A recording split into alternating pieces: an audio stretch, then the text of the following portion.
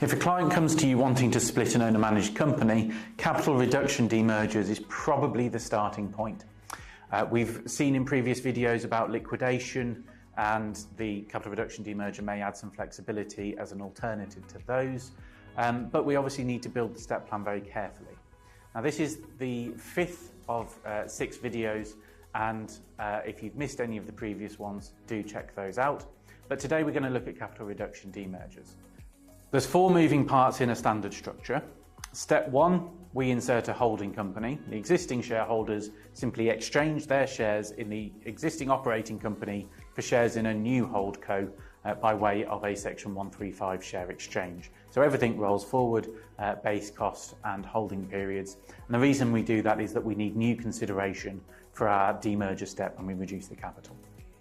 Step 2, we need to get the assets into the right place. That normally means intragroup transfers of those assets, splitting them into either separate subsidiaries or transferring them up to holdco so we can demerge the remaining subsidiary.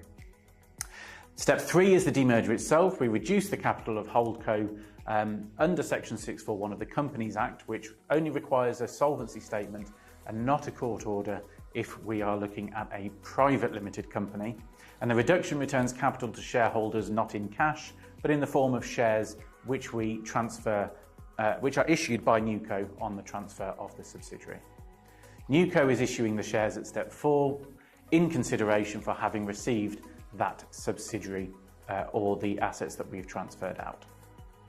So that should give us a clean split on a demerger. At step 1, we had a Section 135 in which we require relief for stamp duty, Section 77, provided we have mirror image shareholdings at that stage and we have a bona fide commercial reason with no tax avoidance. We have Section 77 relief, but we need to be careful of Section 77A and the disqualifying arrangements rules. And at steps 3 and 4, we are looking at a scheme of reconstruction. So Section 136 to protect the individual shareholders and Section 139 to relieve any company gains.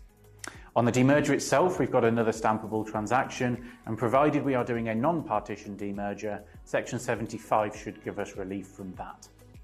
So there's 3 different routes, 3 sets of conditions. The capital reduction demerger tends to be the preferred option.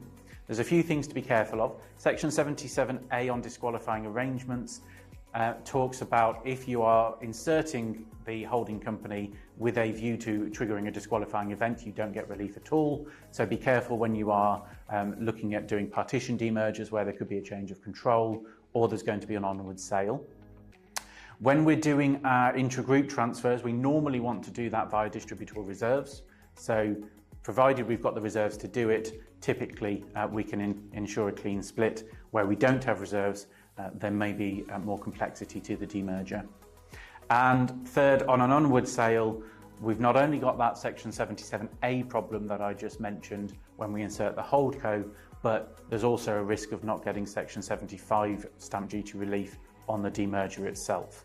So there's a lot to think about when we're doing capital reduction demergers. As I say, they're probably by far the most common that we look at, because exempt distribution demergers, you've got lots of conditions which often can't be met. The trading condition and the intention to sell are 2 of the key issues with that. Liquidation demergers we don't see too much of these days because of the additional costs of a liquidator and potentially the additional complexities involved in having an additional advisor on board. And so capital reduction demergers tends to be our preferred method in most cases. Now, there's obviously a lot that you need to look into it when you're doing intragroup transfers, and there's a lot of things to be caught out by.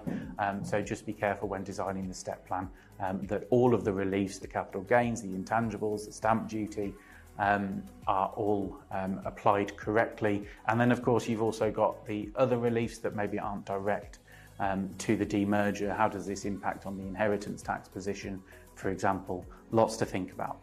Next week, we're just going to have one final video to look at HMRC clearances and the anti-avoidance rules around these types of structures.